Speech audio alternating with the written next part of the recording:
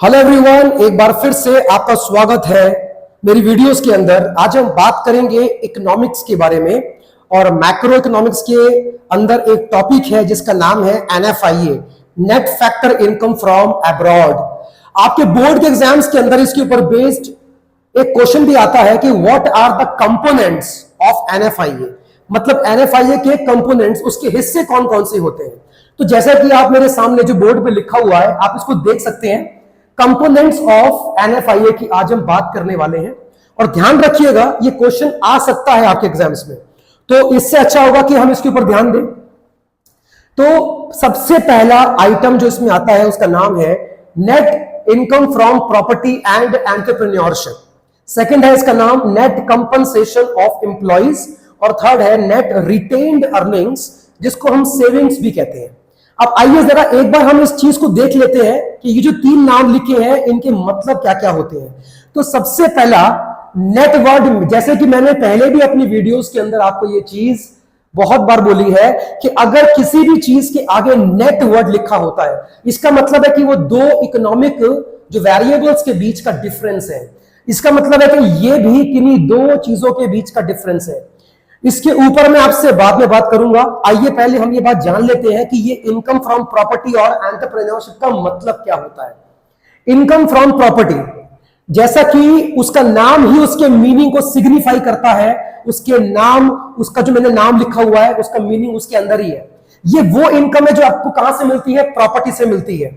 जैसे कि मान लेते हैं कि आपका कोई लैंड या कोई बिल्डिंग, कोई घर अमेरिका के अंदर है, बाहर है, और आप एक इंडियन हो लेकिन उस मकान के मालिक आप हो जो इस समय अमेरिका के अंदर है, ठीक है। तो अमेरिका का वो लैंड आपने किसी को रेंट पे दिया हुआ है, तो वो आपको उसके ऊपर रेंट पे करने वाला है। तो वो जो रेंट है वो बाहर से इंडिया में आ रहा है, तो उसका नाम क्या होगा, income from property, income from property. और बिल्कुल सेम वे में अगर किसी अमेरिकन की लैंड, एक पीस ऑफ लैंड अगर इंडिया के अंदर है, कहां का आदमी है वो, अमेरिका का, और वो इंडिया में एक जमीन का ओनर है, मालिक है, तो जैसा वहां से पैसा आया रेंट की फॉर्म में, वैसे ही यहां से भी रेंट जाएगा उसको, क्योंकि मालिक तो वो है। वो अलग बात है कि जमीन आपकी इंडिया में है लेकिन रेंट तो जाएगा ना उसको।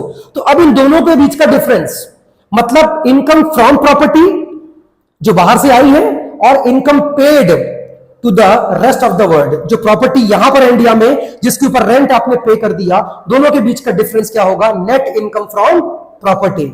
मतलब जो पीस ऑफ लैंड अमेरिका में था वहां से पैसा आएगा, और जो पीस ऑफ लैंड इंडिया में था जिसका मालिक कौन है, अमेरिकन है, यहां का पैसा वहां जाएगा रेंट की फॉर्म में। तो जो पैसा आया माइनस जो पैसा गया, दोनों के बीच का डिफरेंस होगा नेट इनकम फ्रॉम प्रॉपर्टी। अब बिल्कुल सेम में यहां पे लिखा हुआ है एंटरप्रेन्योरशिप, इसका मतलब होता है बिजनेस, बिजनेसमैन। सर इसका मतलब क्या हुआ, इसका मतलब यह हुआ कि मान लेते हैं कि कोई इंडिया का बिजनेसमैन है जिसका बिजनेस कहां चलता है, अमेरिका में। तो अमेरिका से उसके ऊपर वो क्या कमाएगा, प्रॉफिट कमाएगा। सर बिजनेसमैन को क्या मिलता है, अपने रिटर्न्स में क्या मिलता है, प्रॉफिट मिलता है।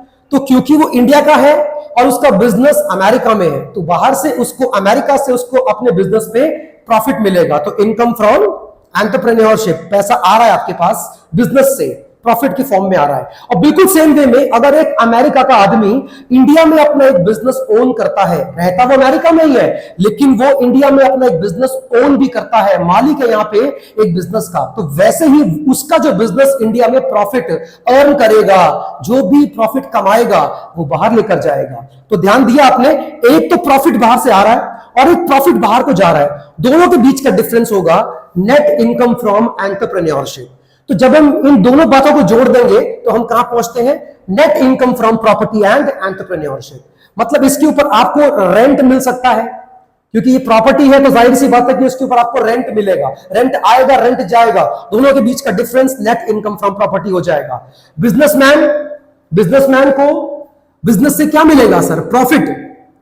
जो प्रॉफिट बाहर से आ रहा है इनकम फ्रॉम एंटरप्रेन्योरशिप, और जो प्रॉफिट बाहर चला गया इनकम पेड फॉर एंटरप्रेन्योरशिप, दोनों के बीच का डिफरेंस क्या हो जाएगा, नेट इनकम फ्रॉम एंटरप्रेन्योरशिप। तो ये इसका मतलब होता है, आपके एग्जाम्स के अंदर भी आ सकता है। ओके, नेक्स्ट पार्ट की बात करते हैं, नेट कंपनसेशन ऑफ एम्प्लॉइज। चलिए हम पहले फिर से इसकी बात करते हैं, कंपनसेशन ऑफ एम्प्लॉइज।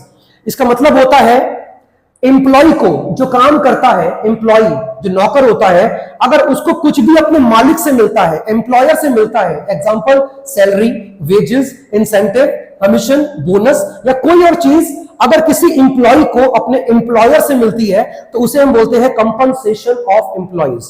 उम्मीद करता हूं कि एटलीस्ट आपको सीओई का मतलब तो क्लियर हुआ होगा।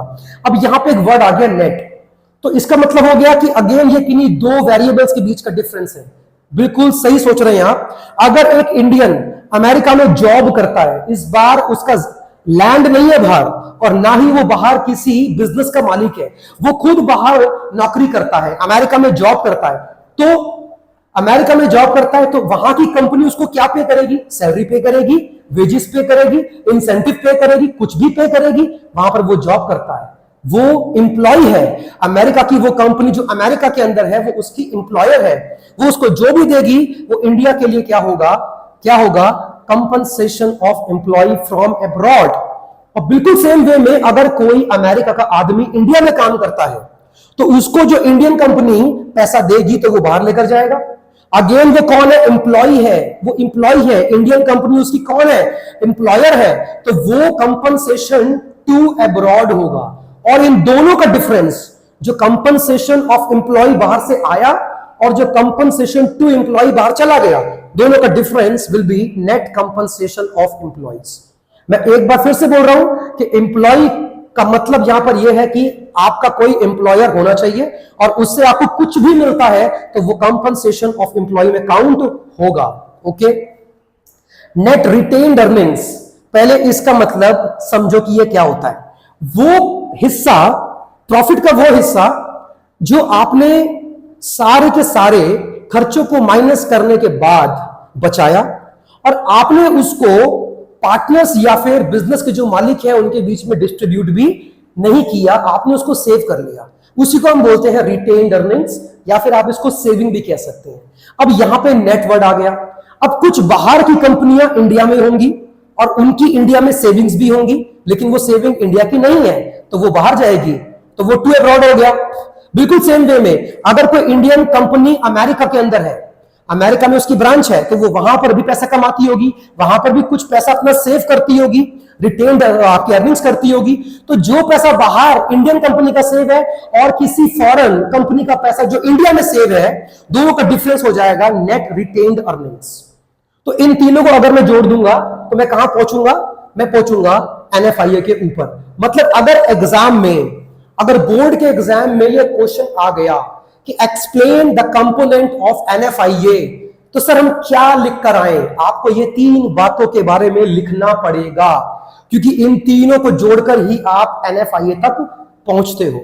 तो NFIA का मतलब वो नहीं है जो आपने अभी तक सीखा है, factor income from abroad minus factor income paid abroad, वो तो उसको कैलकुलेट करने का फॉर्मूला है। कंपोनेंट ये है सर, तो ये आपको ध्यान रखने हैं। और अगर फिर भी आपको ये टॉपिक क्लियर नहीं हुआ है तो फिर कमेंट सेक्शन के अंदर आप मुझे लिख के दीजिए, मैं बिल्कुल रिप्लाई करूंगा और एक नेक्स्ट वीडियो और लेकर आऊंगा। तब तक के लिए अपना ध्यान रखिए। Thank you.